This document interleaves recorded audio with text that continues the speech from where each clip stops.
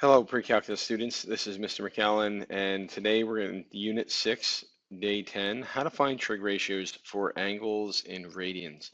Now, we've already done this type of work before for angles in degrees. Now we're going to learn how to do it in radians. A lot of the work is similar, but I'm here to convince you in the world that radians are easier to work with than degrees. So what we're going to do to kind of contrast that is we're going to review how to do the problem that I'm setting out to do in degrees first as a reminder, and then I'm going to show you how to do it with radians, and then we're going to do the full problem that we did in the beginning in degrees. We're going to do that with radians, and you should see how much easier it is. Your knowledge of radians will make this work computationally easier, as long as you remember the tricks that I show you in this video. So let's get started. We're going to start with a review problem. And for subjective review, how to find the reference angle, quadrant, and trig ratio for any angle in degrees. So we start out with the sine of 120.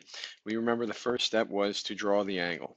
So the first step, we draw the angle in standard position, 120 degrees.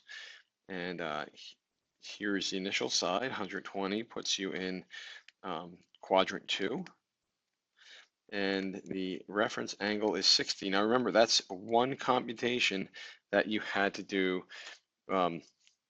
with the degree system, is you had to figure out that it was a 60-degree reference angle. It's one of those bow tie angles that, tells you you have your reference angle and reference triangle. Now you have to label the sides, which is what we have to do in both cases. So this will be root 3 positive pointing up. This will be -1, and this will be 2.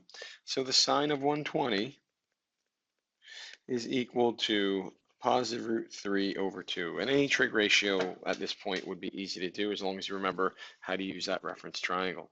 So now let's move on to using radians.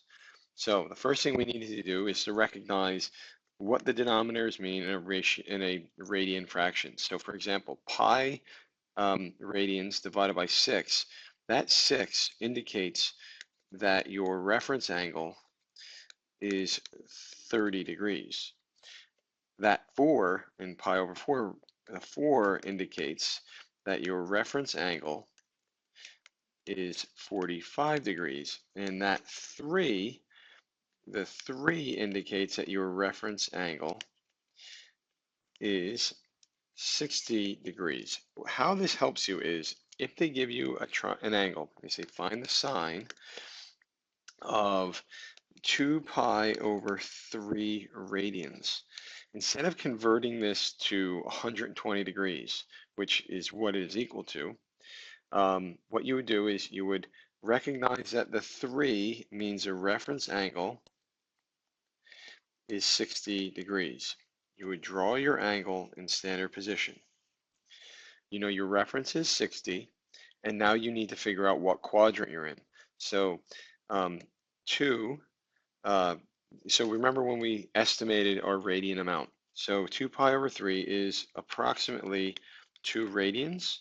So 2 radians puts you in, 2 radians on the circle puts you in the second quadrant. So you know that this is 2 radians about.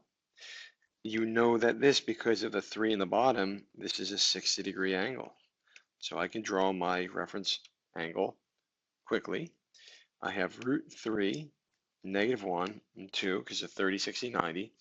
And now my sine of 2 pi over 3 radians is known to be root 3 over 2, the opposite side over the hypotenuse.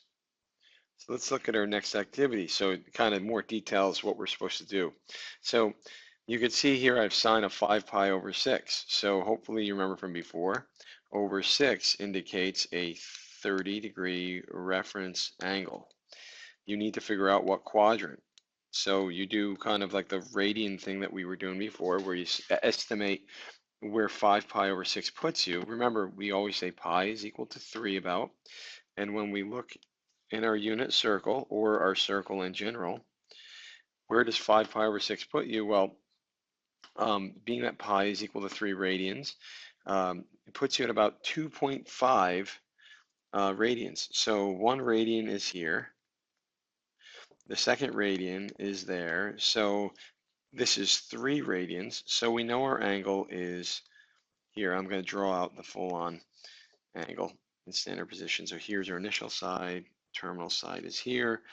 This angle right here is equal to 5 pi over 6, but my reference angle is 30 degrees. So we label our sides. Opposite side is 1, adjacent is negative root 3, and our hypotenuse is 2. So now the sine of this ratio is just 1/2. Let's look at the next problem. And I have here the second thing to do is, for our second objective, is to draw the reference triangle in the proper quadrant. And we get that from using our radian estimation and also the denominator to tell us. So in this third problem, we're asked to do the cosine of 7 pi over 4.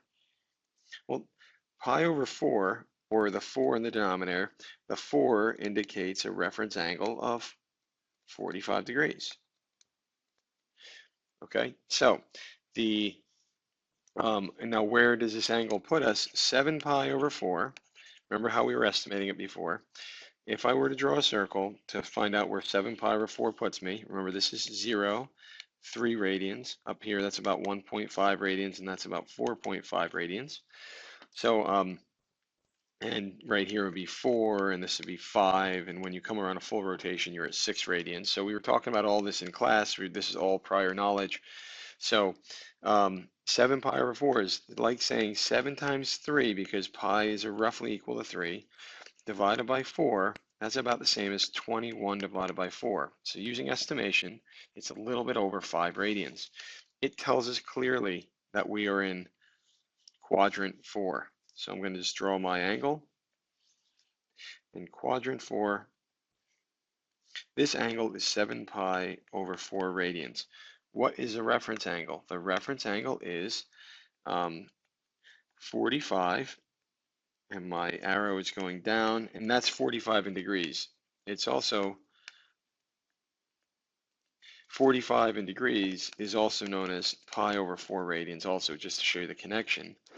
Downward side is -1, the right side is 1, hypotenuse is 2 from our knowledge of the 45, 45, 90. And now you can figure out the cosine. The cosine of 7 pi over 4, let me clean that up, is equal to 1 over root 2, rationalized root 2 over 2. Last one, let's do tangent of 5 pi over 3. Let's see if we got the steps. So first, the reference angle in degrees, because the 3 indicates the reference angle is 60 degrees. The quadrant estimation. What's 5 pi over 3 approximately in radians? That is around 5 radians. So this tells you that we're working with the tangent of an angle in quadrant 4. So that's where 5 radians is about. So we're going to draw an angle in quadrant 4. Let me draw the initial and terminal side. Initial, terminal side. The angle in radians is 5 pi over 3. The reference angle is 60, as we said before. Now we have to label the sides. So I'll use that side is going to be positive root 3. This side pointing down is going to be -1 because it's pointing down. And this side is 2. So the tangent of 5 pi over 3 is going to give you -1 opposite over adjacent root 3, and rationalizing at negative root 3 over 3. Hopefully this video has helped you understand how to work with radians with finding trig values for any angle from 0 to 360. Remember, just as a recap, if you have any number, simplified fraction, 7 pi over 3, 5 pi over 4, 2 pi over 3, 5 pi over 6. If it's a simplified fraction, the bottom number indicates what the reference angle is, and there is no subtraction or figuring it out compared to the x-axis. And this is a huge advantage when we're talking about radians. So anyway, I hope this video is helpful. Please answer the questions on the form to let me know that you actually understood this. And tomorrow in class, we'll be working on more problems.